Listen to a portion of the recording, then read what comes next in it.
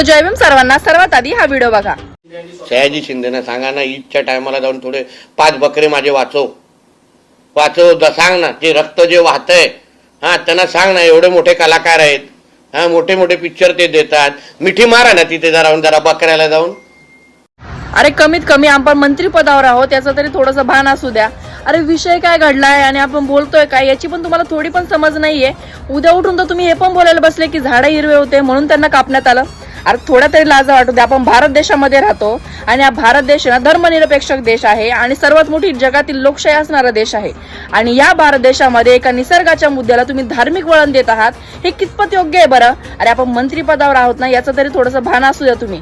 म्हणजे इलेक्शन जवळ आले का तुम्ही हिंदू मुस्लिम मध्ये वाद पेटवून देता. अरे वोट साठी ना एवढं पण लाचार होऊ नका. सर्ण क्रांतिकारी जय भीम. भीमा सत्याग्रही